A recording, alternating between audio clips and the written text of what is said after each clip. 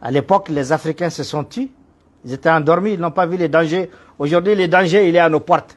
Ouais. Chez nous-mêmes, d'ailleurs. Il est chez nous et il est aux portes du Sénégal.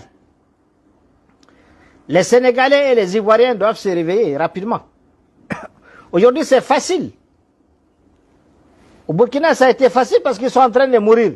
On n'a pas besoin de leur montrer les dangers. Ils sont dans leur...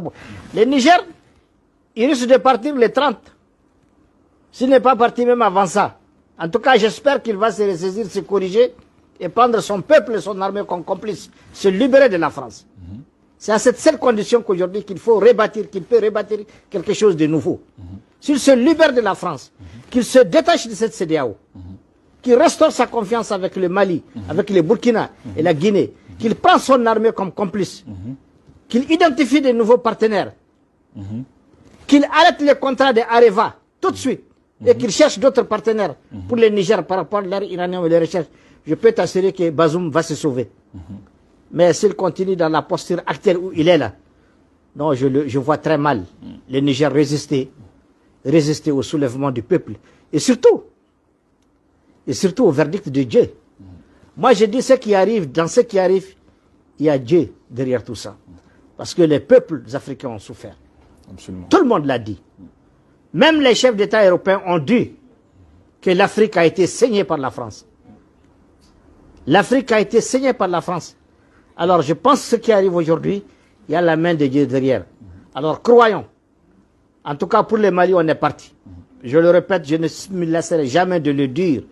Ceux qui font le commerce de la peur, les entrepreneurs de la peur. Vous savez, je me permets de dire ce que je veux. Moi, je n'ai aucun devoir de réserve. Hein.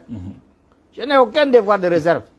Absolument. Est-ce que je suis ambassadeur de personne, je suis un citoyen malien, je suis un parlementaire, je suis libre de dire ce que je pense et dans les termes et les propos et la formule que je veux, pourvu que ça soit bien compris par les Maliens, par les Africains et au-delà dans le monde.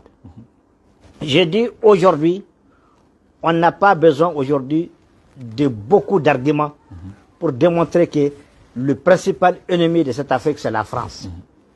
Nous devons bouter la France de l'Afrique ou que la France elle-même se change et qu'elle nous apporte un nouveau langage.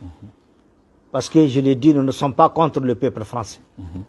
Mais la politique française et sa diplomatie ont saigné l'Afrique et ont détruit les Africains. C'est là où on ne l'accepte plus. C'est pourquoi je dis qu'Abri Mort n'a pas peur de couteau. Je le répète, qu'Abri Mort n'a pas peur de couteau.